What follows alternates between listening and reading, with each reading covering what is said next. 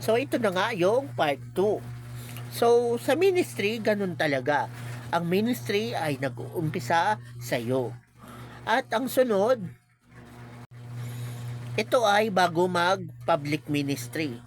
So, ang sunod na ministry ay yung family mo.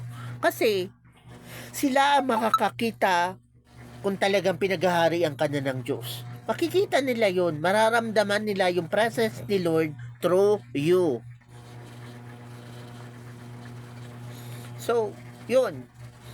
So, family muna ang una mo dapat na pinagmiministrihan bago yung public ministry. Kasi mararamdaman nila yun. So, yung family mo, makikita nila kung paano ka pinaghaharian ng Diyos. Mararamdaman nila yun. Kung paano ka nag-worship, kung paano mo nilalambing ang Diyos, mararamdaman nila yun. At kung paano ka nagkakaroon ng intimacy kay Lord. So, ramdam yun ng family mo. So, si Jesus, ganun. Actually, may family siya. Ipapakita ko sa inyo yung family ni Jesus.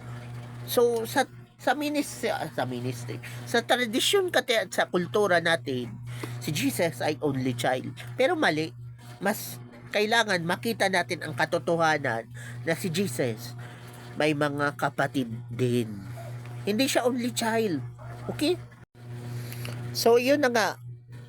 Sabi dito sa Matthew chapter 13, verse 55. Is not this the carpenter's son? Is not his mother called Mary, and his brethren James, Joseph, and Simon, and Judas, and his sisters, are they not all with us? Whence then did hath this man all these things? So, sa passage na to, nagtataka yung mga kapitbahay at mga kabarangay siguro niyang Panginoong Jesus. So, saan niya nga ba yung nakuha yung kanyang mga knowledge? So, nagtataka sila. Kaya, hindi ba ito yung anak ng karpintero? So, ang tinutukoy doon ay si Joseph. At, hindi ba ang kanyang nanay ay si Mary? So, kilala ng mga kapitbahay mo at ng mga kabarangay mo yung mga kapamilya mo. Kahit dito sa Pilipinas, ganun din. So, sa panahon pala ni Jesus, ganun din sila.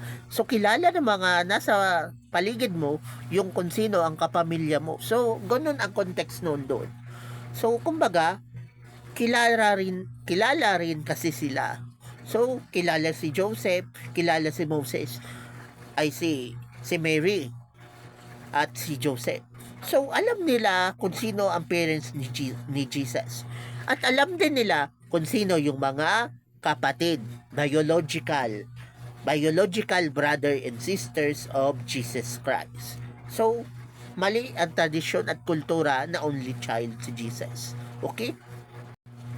Kaya, sa ministry, so, mag-uumpisa yun sa'yo, mararamdaman yun ng pamilya mo. Kasi nga ang pamilya mo, simula ulo hanggang paa, kilala ka niyan.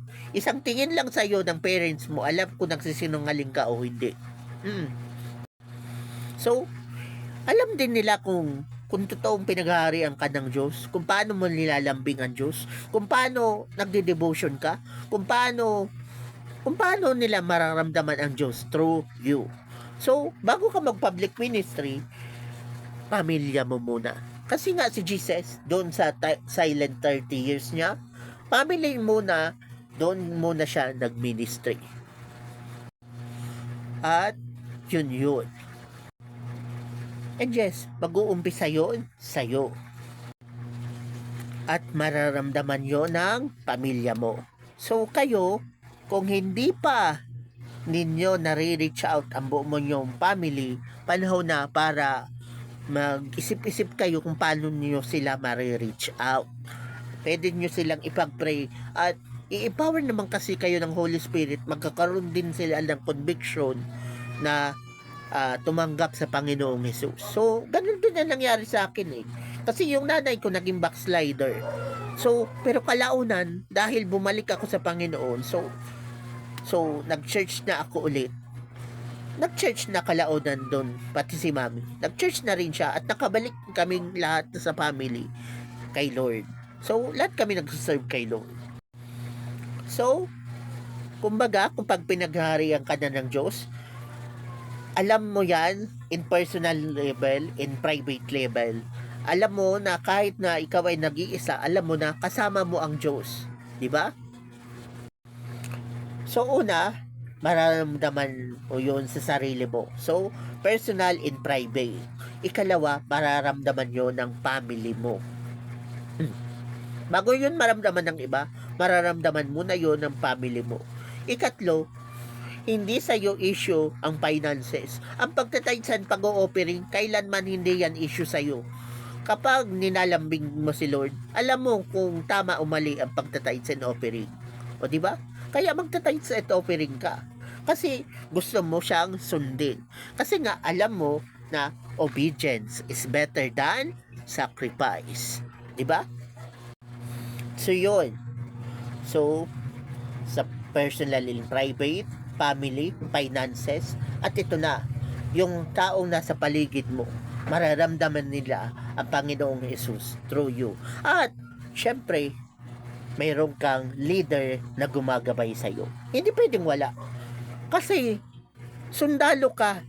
Kahit ang sundalo, mataas ang kanyang ranggo, pero meron pa rin siyang leader na magbibigay sa kanya ng command.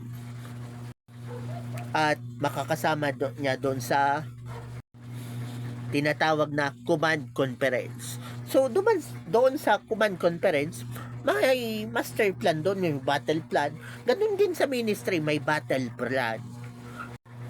Okay? Sa ministry, may battle plan din. Kaya may command conference. So, yung leader mo, may ibababa sa kanyang, yung leader mo, may ibababa sa kanya na command. At yung command na yun, ipapasa, isasend, or i-relay din sa'yo. So, makaka-receive ka rin ng command. So, mayroong command din para sa'yo. At kalaunan, magiging obedient ka at syempre, alam mo na ang tama sa mali, gagawin mo na rin ang pag-serve kay Lord.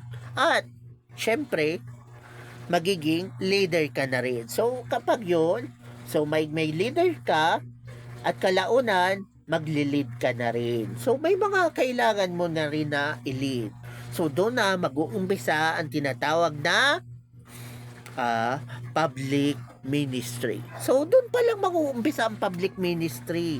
Kapag yung leader mo ay minamanage ka at kalaunan, may go signal na sa'yo na mag-lead na rin. So, magiging leader ka na rin.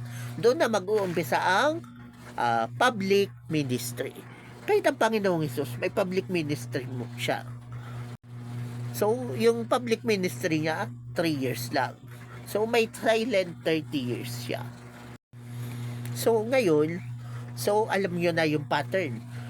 Mag-uumpisa sa'yo, sunod yung family mo. At kalaunan, kapag na-reach out mo na yung family mo, doon ka na, sa public ministry ka na.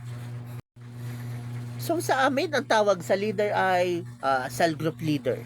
May cell group leader, may network leader, at syempre, yung man of God namin, si Pastor Benji, na ngayon ay naginang Bishop Benji.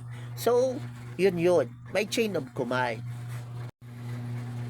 Pero syempre, even Bishop Benji, alam niya na kailangan ma-maintain din namin ng mga leader ang intimacy with the Lord. So, importante yun. Kahit siya, ganun din. At importante rin sa mga leader ay may prayer garden or prayer time or prayer area. So, importante yun. Kasi, maniwala kayo sa hindi. May mga prayer kaming mga leader na hindi pwede iparinig sa aming family member. Kasi, mga confidential yung iba na pinagdadaanan ng aming mga member na kahit ang family member namin ay hindi pwedeng makaalam. So, may mga confidential kaming pinagpipray. Ganun yun. Diba? So, ikaw, kung wala ka pang leader, maghanap ka. Okay?